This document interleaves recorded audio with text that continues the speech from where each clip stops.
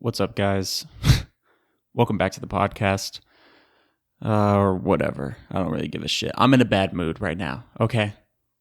I'm sorry. I'm in a bad mood, okay?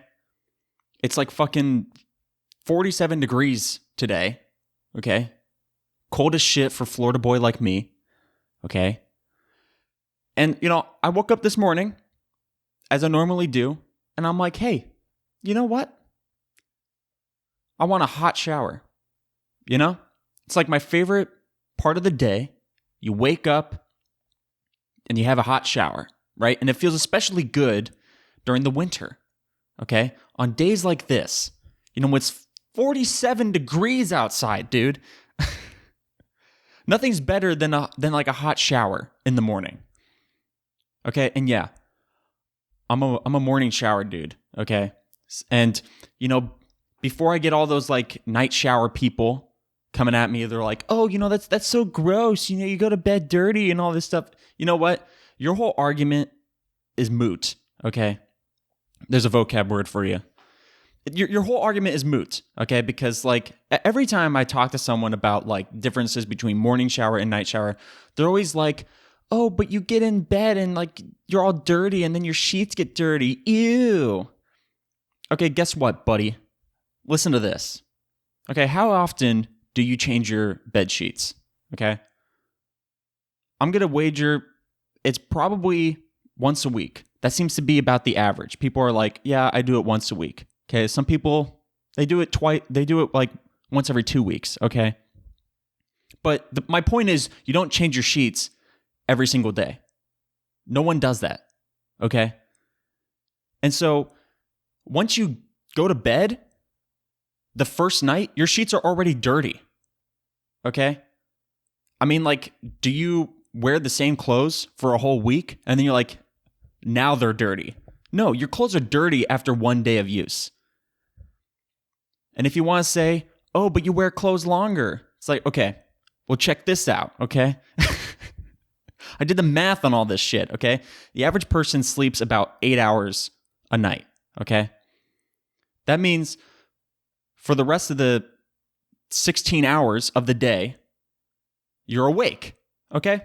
So, yeah, you wear clothes for 16 hours. Okay, fine. Then after 2 nights, your bed sheets are dirty. That means every night after that, you shower at night, then you go to bed in like dirty-ass sheets. So you wake up already dirty because you slept in dirty sheets for 8 hours. Versus me, you just go to sleep, and you wake up in the morning and you're like, I'm going to wash all that shit off. Now I'm clean for the day. Your ass is like waking up in the morning dirty as fuck, okay? And you're going out into the world, fucking smelly. You got like that night smell on you. It's like, ew, they're obviously a night shower. So fuck you guys, okay? This post was made by Morning Shower Gang. But anyways, yeah, I'm a morning shower person because I like to be fresh for the day, okay? Because I'm always looking fresh, so I got to smell fresh. So I wake up, I'm like, you know what? Hot shower sounds fucking amazing right now, okay? I get into the shower. Now, I haven't showered since yesterday morning, okay? So there should be hot water, you would think, right? I turn on the shower, I think my hot water's broken because it came out freezing fucking cold. And usually like when you get in the shower and you turn on the hot water, like, yeah, the beginning, the first few seconds, it's like cold water and then it warms up, right? This shit never warmed up. I'm like sitting in there, I'm like cowering in the corner like, okay, is it going to warm up? Come on, are you going to warm up anytime soon? And after like a minute of me like cowering in the corner, like, ah... I realized this shit is not warming up at all. It's just going to be cold. And so I had to shower in fucking freezing cold water when it's already freezing outside. Oh my gosh. Like, even like when you turn off the shower, I got even cold again. Because, after you have a hot shower and you turn it off and you open the shower curtain, then all the cold air comes in. That's cold by itself. But at least you were just warm a second ago. I was cold, open up the shower curtain, second cold front moving right in, taking over. And I'm like, oh my God, I'm going to die, dude. And it's just my shower because, like, you know, I went to wash my hands, and I don't like cold water at all, especially during the winter. So I turned on the hot water, and that shit warmed up really fast. It's like, oh, okay, so the hot water can make it to my sink, but not to my fucking shower, where it's arguably more important that hot water goes to the shower, okay? I can deal with cold water on my hands, whatever. I'm going to hate myself, but I'll do it. Okay, but cold showers? Who the fuck does that willingly?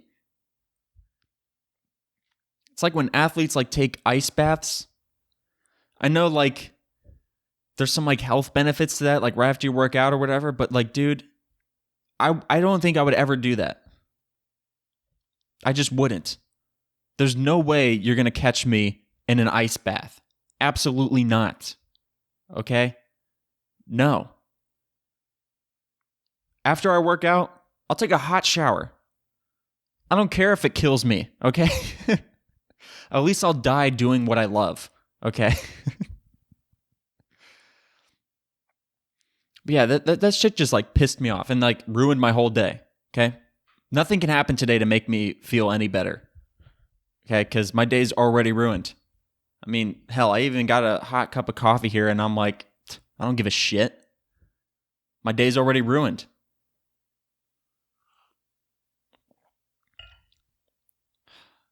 But that is good coffee, though. I gotta admit. I'm a little happy now.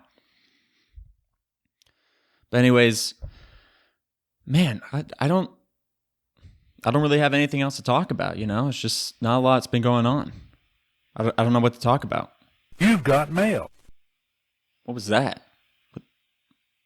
What? We got mail? What's this? We got a request to review Taylor Swift's dog shit album. I'm so stupid. No, I added the dog shit, but someone actually did request that I review Taylor Swift's new album, if you can even really call it new. Okay? My first complaint already. Okay, so this album just came out like what, a week ago, something like that, 2 weeks ago, whatever it was. And, you know, I'm not a fan of Taylor Swift. I'm sorry to all you Swifties out there, whatever the fuck you want to call yourselves. I'm being way too mean. I'm sorry. I'm way too mad to do this podcast right now. That cold shower really fucked me up. Anyways, I'm sorry to all you Swifties out there, Swifters, Swiffer sweepers, whatevers. I don't know. Okay. I'm not a fan of Taylor Swift. Like the new Taylor Swift.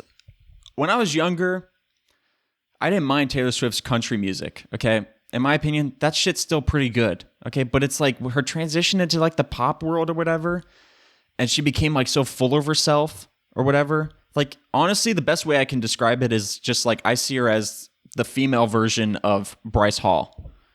You know, a female douchebag.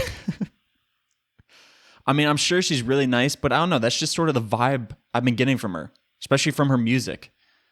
You know, she makes so many songs about like dudes that she's dated before, and like all the dudes are the bad guys. It's like, dude, you've dated 20 guys, and apparently all of them are the worst dude on the face of the planet. At a certain point, wouldn't you kind of look at the common denominator as you? Maybe you're the problem and not these guys. But whatever. That's just sort of the thing I've gotten. It's like, whatever. So, but a lot of people like her, you know, and you could do that. You can like whoever you like, whatever. So this album came out and everyone's freaking out about this album, okay, acting like it's the greatest album on the face of the planet. And I'm like, holy shit, this must be some, you know, gift from God or some shit, right? You would think by the way people were reacting to it. Like, hell, I even saw one person, this album just came out like 2 weeks ago or whatever it was. This one girl posted on her story, like her Spotify Wrapped, because, you know, we're getting into that time of the year where everyone's posting what they listen to throughout the whole year, like we give a shit. Okay. But anyways, she posted her Spotify Wrapped. Her top album for the year was this new Taylor Swift album. Already. It's been out like 2 weeks. I don't even think it's been that long. I think it's only been 1 week. Seriously? Across the entire year, your top album is an album that's only been out for a week? Dude, do you have a life? Like, honestly, that just blows my mind. I mean, I wouldn't even expect that to happen if, like, you know, Tyler the Creator's album came out. Like, I checked my Spotify Wrapped. Well, I mean, I don't really have Spotify. I have it. I don't use it. I'm an Apple Music person. Yeah, crucify me. I don't give a shit. I don't really know what the difference is. Anyways, I checked the Apple equivalent to that. Like my top album isn't even Tyler the Creator's new album, and Tyler the Creator's my favorite artist. So, you know, it's kind of crazy how your top album is an album that's only been out for a week. And it gets worse from here, okay? Because my ass is over here thinking this is a brand new album, right? You know, and I'm like, it must be really good. I mean, this girl, it's already her top album. It must be that fucking good that everyone's freaking out about it. And if you don't know, because I didn't, I just found out like yesterday or 2 days ago or whatever, this is a re-release. This isn't even a new album. This is a re-release of something that came out a decade ago. It's a re-release. How is it? I don't understand. How is this album like the greatest thing since sliced bread? And it's a re-release. It's like, dog, you already have the album. You've already listened to it 20,000 times already. Like, it was an album that came out like 2012 or something like that, I think. Right? It's a re-release. You've already heard the songs, dog. But, like, how is this your top album? And, like, I'm sorry. I know some of the songs from the album, right? There was, I think, I Knew You Were Trouble, We're Never Getting Back Together, 22. I mean, those are really the only 3 songs I know from the album, from when the original album came out. And, dude, even those songs aren't even that good to be freaking out about it being re-released a decade later. It's like, dog, you could have listened to these songs for the past 10 years. How is it now the greatest thing you've ever listened to? Like, and it's the exact same song. So also, I was a little confused because a lot of people are talking about how, like, you know, good for Taylor Swift, you know, empowered, taking back what's hers. And I'm like, what the fuck are you guys talking about? Turns out she doesn't actually own the rights to her music, right? So I'm over here, I'm like, how is she re-releasing songs from a different recording studio, claiming the rights as her own, when she doesn't even own the rights to the songs, right? I'm like, couldn't the owners of the original song sue her? You would think, right? But no, I did my research on this because, you know, for you guys. So I did some research on this. And so, yes, she doesn't own the rights to her songs on the albums, her first 6 albums or whatever. But she only doesn't own the rights to, like, the master recording, which is the songs on the album. The songs themselves, as in, like, you know, the songwriting, composition, all that stuff, Taylor Swift still owns the right to. So that's why she's able to re-record the song exactly as it was on the original and claim the rights as her own, because she's not using the recordings from a decade ago. She's using new recordings, and she owns the rights to sing those songs. Because, I mean, if she didn't, she couldn't really have any, like, concerts or anything like that. So that's the whole thing. Because I was a little confused. I was like, okay, but couldn't the original owner kind of, like, sue you for that? So, but no. And I guess she gets away with calling it the same thing because it's called Taylor's version, even though Taylor's version is the same version as the version she sang 10 years ago. But anyways, yeah, so I was talking to somebody who was trying to give me the rundown of what makes this album so much better than the original that came out 10 years ago, trying to tell me shit like, oh, well, there's bonus songs on there that weren't released with the original. And it's like, okay, but how does that change like the overall album. You know what I mean? Like how did these new songs make the whole album the greatest thing you've ever listened to? You know what I mean? Cuz like so like I'll use an example, right? Ariana Grande's Positions. I've heard that song so many times, okay? And it was pretty good the first few times I listened to it, okay? Plus Ariana Grande, queen, okay? So I heard the song so many times and I was kind of tired of it. So I wasn't listening to it. And then like, one day I was like, you know what? Because I've never really listened to Ariana Grande's albums. I've only listened to like the songs that became super popular. So I was like, maybe I'll give her albums a listen, right? Because I ran out of new albums to listen to and I like listening to whole albums instead of just individual songs. So I was like, I'll look into it. So I pull up her Positions album. I think that's what it's called. And I listened to the whole album and I skipped the song Positions because I was so tired of listening to it. I was like, yeah, I know, I've heard this song, skip. Right? And I even listened to the whole album with the song Positions and still like, when I came to that song, I kind of wanted to skip because I'm like, yeah, I know this song. It's time to move on. So like, from an album that's been out for 10 years, okay, how do you listen to the whole album again and just have like, 5 new songs and be like, oh my God, this makes all the old songs so much better? It's a 30-song album. That means 25 of those songs you could have listened to anytime you wanted for 10 years. And you probably did. Okay, because you're a Swiffer sweeper. Okay? Or Swifty. Whatever you guys, I don't know. Like, how does these 5 new songs at all change the overall feel of the album? Okay? Doesn't make any sense. But anyways, I listened to the whole album because, I toughed through it for you guys because I had a request to review the album. And I'm like, the people have spoken. So I listened to the whole album, 2 hours and 11 minutes worth of Taylor Swift songs. Okay. I'm surprised I didn't blow my brains out. And I got to admit, okay, after listening to the re-recordings of like, I Knew You Were Trouble, 22, what's the other one? Oh, We're Never Getting Back Together, whatever. Like I said, I used to listen to those songs back when they came out. Yeah, they were pretty good, even though I wasn't a big Taylor Swift fan. And I gotta say, listening to the re-recordings, I kind of like the originals better. But I kind of feel shitty about listening to the originals because it's like, but if I listen to the originals, that money's not going to her. And like, I'm all for people owning rights to shit they made, right? You should never give away rights to like your creation. You know what I mean?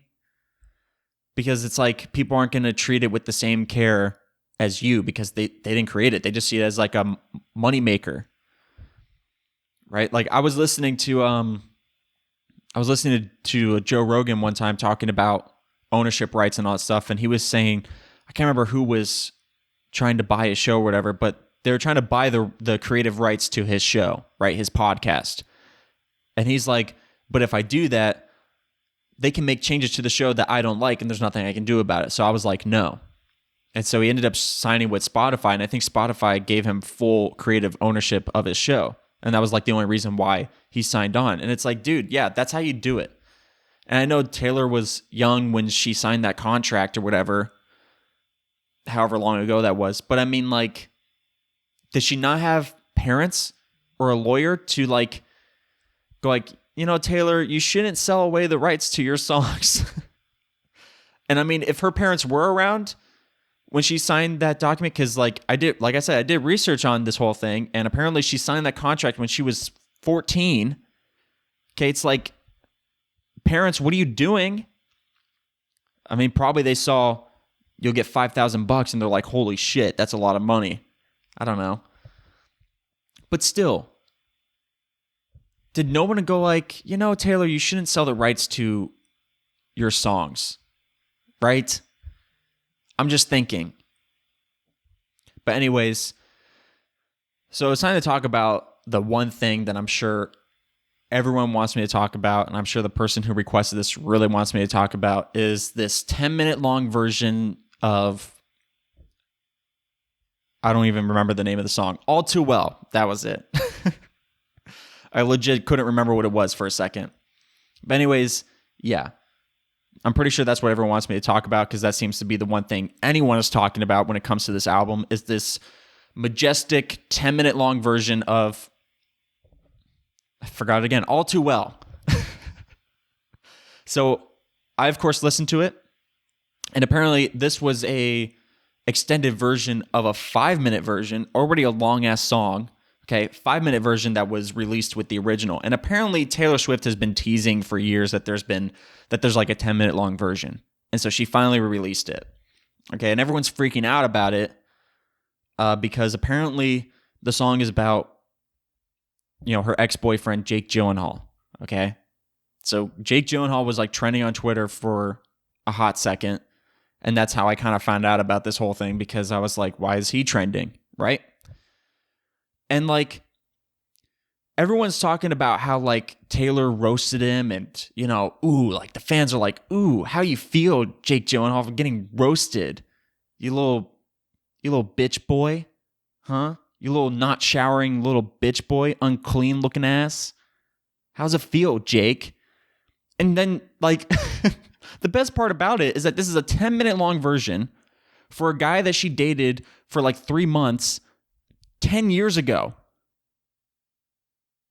Like, what could have happened in those 3 months to make you go like, you know what? And like, not even that. Not even just this 10-minute long version of the song is about Jake Gyllenhaal. Apparently, a majority of the whole album is about Jake Gyllenhaal. It's like, you dated the man for 3 months 10 years ago. And I know this is a re-release, but what could have possibly happened to make you like, I don't know, that heartbroken about Jake Gyllenhaal? Like the man doesn't even shower. Did you not pick up on that in the 3 months? Did you ever go like, you know what, this man kind of smells? Now that I think about it, I don't think I've ever seen him shower. All I gotta say is Jake Gyllenhaal must be hung to make a 10-minute long song about being heartbroken about a dude you dated for 3 months 10 years ago. I mean, come on, Taylor. Come on. You could do better than that. Like, the original song was already 5 minutes. And you had to extend it another 5 minutes for this dude. And imagine being Jake Gyllenhaal, okay? Just like going about your day, right? Then all of a sudden you're getting roasted again for 10 minutes 10 years later. You wake up and you're like, what the fuck? Why? I haven't thought about you in years. It's just like, I don't know.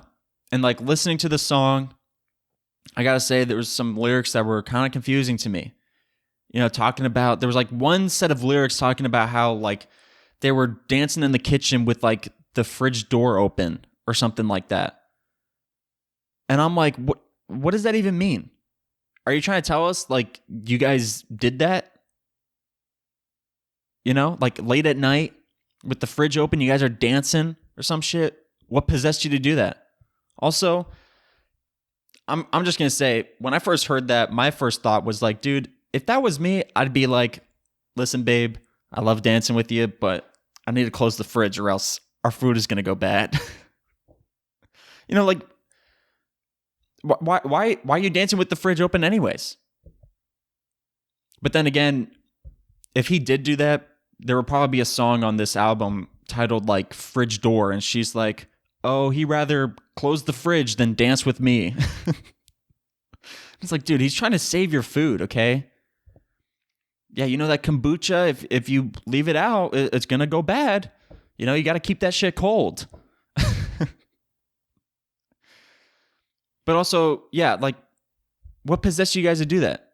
Did Jake go out to, like, I don't know, have some midnight cheese?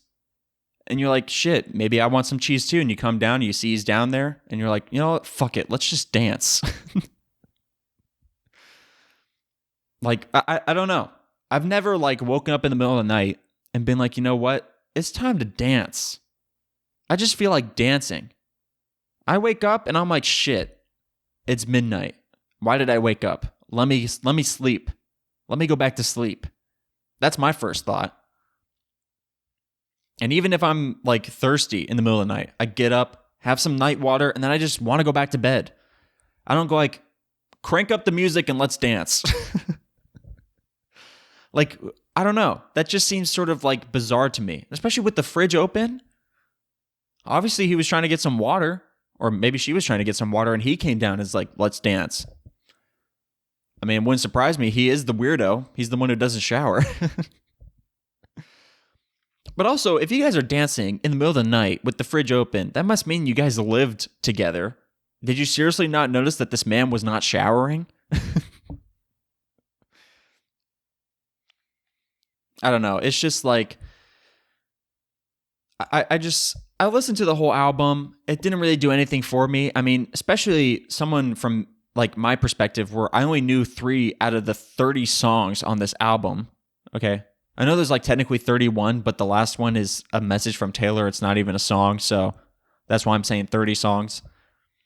But like I listened to the whole album. Only 3 out of the 30 songs I actually knew. Okay. That means the other 27 songs were brand new to me. Didn't do anything for me. It wasn't that good of an album, if I'm being honest. Okay, yeah, there was a few good songs in there, and yeah, there was a 10-minute roast of Jake Gyllenhaal. But, you know, at the end of the day, it's like I've heard better songs. I've heard better albums that also disappointed me. Like, I don't know if like this is an unpopular opinion, but like Whole Lotta Red, okay? I wasn't a huge fan of that album when it came out. And it's crazy how it was as bad as it was after being hyped for years, you know? And it finally came out and I'm like, yeah, this isn't doing anything for me, okay? So this Taylor Swift album was worse than that. So I don't know why everyone's freaking out about it. I mean, is it really only because of this one song? I already forgot the name of it. All Too Well.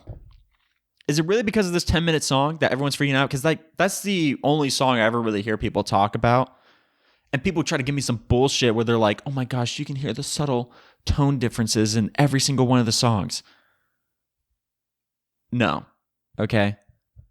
I mean, okay, maybe a little bit. Because like I said, I prefer the older versions of like the 3 songs that I knew. Okay, they just sounded arguably better, in my opinion. And it was probably because Taylor put more heart into it back then because all those emotions were...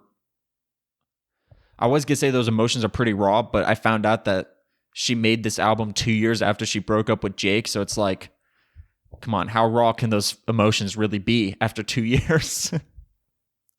But then again, if you're making a 10-minute long song for a dude that you dated 10 years ago, those emotions are probably raw to this day. I'm telling you, Jake's packing. I'm telling you. I don't know. It didn't really do much for me. And honestly, I'm kind of biased because I'm not a huge fan of Taylor in the first place. So that probably played into my opinion on the album. But still, it's like some of these things, how can you really defend? You know, like I really need someone to explain to me what makes this album so much better than the old one. And I'm talking musically, okay? Don't give me anything like she's reclaiming rights to her music. That's what makes this good. It's like, well, that doesn't affect the quality of the music, okay? I can reclaim the rights to, I don't know, a really bad podcast episode, and it doesn't make the podcast any better. It will just sound a little bit better. Because, by the way, I did listen to a little bit of my first podcast episode. I can't even believe I posted it with that audio quality. I'm sorry. It doesn't sound as good as it does today. So, but I can re-record it, but it doesn't make the quality of the podcast any better. So I don't know. It's just like, I don't know what everyone's freaking out about. I don't know how this album was this girl's top album of the year. It's like, really? There was no other album that you listened to that was better. I mean, when did Positions come out? Was that last year? I don't even know. But it feels like it came out this year. Really? Positions isn't better than this new album? New? Re-release? Bullshit? Come on. Ariana Grande, Queen. So much better than Taylor. Oh, man. Anyways, I mean, that's all I got to say. That's all I want to say. Because I don't want to be too harsh. Even though I've already been very harsh, okay? But I'm sorry to all you Swiffer sweepers out there. Sorry for roasting this album if you really liked it. Once again, I don't understand why you like it. I really need someone to like sit down and really explain to me musically how this album is better. Because like, you know, the person I was talking to was trying to tell me that the new songs, it makes the album make more sense or something like that. I listened to the whole album. I didn't really follow what was going on. I mean, like, We're Never Getting Back Together happened like right before 22. And it's like, how do these, what? We're Never Getting Back Together. By the way, it's my birthday. How does that story make sense? Like, there's no like in between. There's no like, oh, I'm doing so much better now. And guess what? Now it's my birthday. And I'm really happy that it's my birthday because I'm doing better now. It's like you were so distraught in the last song. And now all of a sudden it's like your birthday. And you're like, yeah, I don't give a shit about Jake anymore. And then like the following song is like, oh no, Jake, we broke up. And it's like, this doesn't make any sense. And this is the re-release. So there was no like new song that came in between 22 and We're Never Getting Back Together to make the transition make more sense. I'm sorry. Still doesn't make sense. So someone needs to tell me the storyline of this album because I wasn't following. Okay, like, dude, Tyler, the Creator, like I said, I know I'm biased. I'm not a fan of Taylor's, but I'm a fan of Tyler's. Similar ass names. Anyways, I mean, Tyler, the Creator's albums, they have like a story and you can like follow the story, you know, and all the ones except, I mean, you kind of Flower Boy didn't really follow the story. I mean, there was a few songs where like they transitioned well, but as like a overall story of the album, didn't really follow it. But for like Igor and Call Me When You Get Lost, those had a story that you can follow throughout the album, okay? Didn't have that with Taylor's album. Now, I know this is a re-release of an album that came out 10 years ago. Maybe storylines and albums weren't a big thing back then.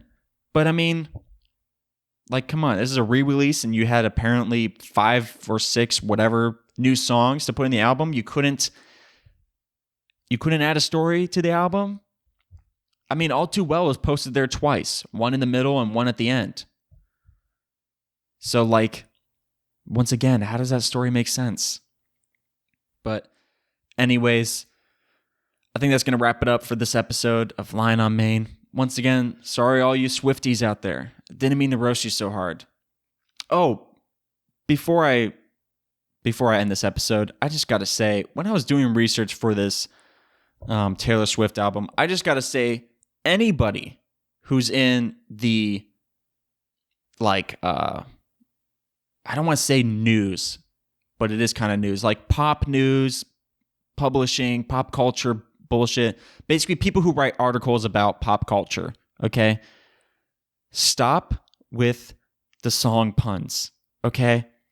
Because when I was looking up this, you know, copyright dispute or whatever, like Taylor reclaiming the rights to her songs or whatever, in my search, okay, I saw this one article where like the title of the article was something like, this is how Taylor Swift is shaking off the old record producers or something like that. As in shaking off like her song. And I'm like, shut the fuck up. That's such a bad pun. Why can't you just say, this is Taylor reclaiming her rights to these bitches? That is arguably a better and more intriguing title. Watch Taylor reclaim rights from these bitches. And you're like, Who's the bitches? What rights? Let's find out. I mean, like, I saw that title and I immediately exited off the article. I'm like, you know what? I'll find a different one. I don't need to read this one because there's probably going to be more song puns in there. Like, probably at the very end, it's like, see, Taylor is saying we're never getting back together to our old record producer. And it's like, dude, really? What's with the song puns, okay? And they do that all the time with like artists and stuff like that. Like whenever there's like an article, like they like use a song pun or whatever. It's like, watch Justin Bieber baby this taco or something. It's like, why? Why can't you just say, watch Justin Bieber eat a taco? Also, I don't know why that would be news, but hey, I'm just making shit up. But it's like, stop with the song puns. Okay, so anyone going into like, I don't even know what is it even called? I'm like at a loss for words of what this profession is. News reporter. I'm just going to say news reporter. If you're going into that field, how about you break the stigma and not use song puns, okay? I don't know why people think that's like weird to not use song puns, but honestly, it's weird to use song puns. So stop doing it.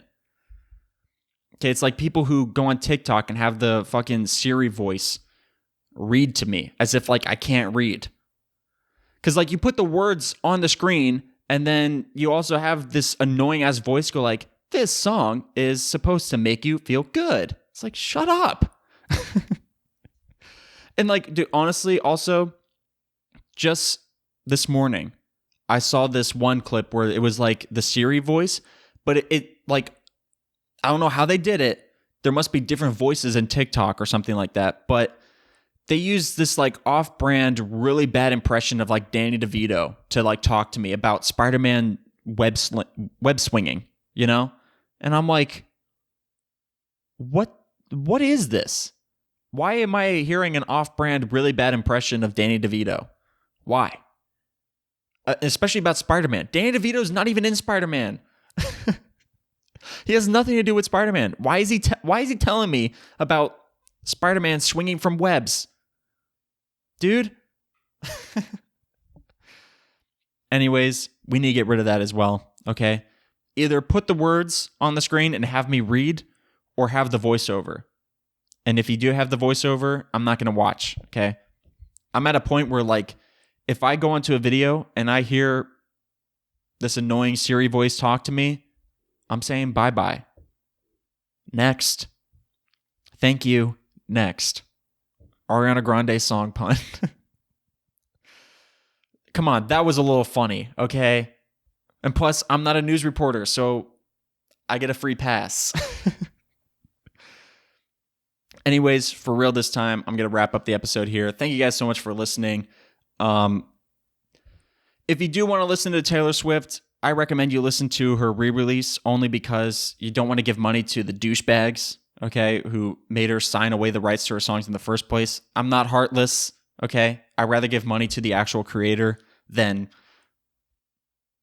what's the dude's name? Scooter Braun? I think that's the guy who owns the rights, which, by the way, reading about Scooter Braun and seeing like a picture of him or whatever, he reminds me of that douchebag record producer from the live action Alvin and the Chipmunks. That's seriously what he reminds me of. So don't give money to that douchebag. Give money to Taylor. So if you want to listen to the album, listen to the re-release. And then, subsequently die because it's so bad. I'm just kidding. It's an all right album. Anyways, thank you guys so much for listening. I've been your host, Jay Lyons. And whatever you guys are listening to this on, make sure to like, subscribe, and follow, and leave a review. All that shit really helps me out a lot. If you're watching on YouTube, make sure you hit the bell notification so you get notified for future podcast episodes. And follow me on social media at RealJLyons and at Lion on Main on Instagram, Twitter, and TikTok. And yeah, that's about it. Thank you for listening. Catch you guys in the next episode. Love you. I don't know. Do I?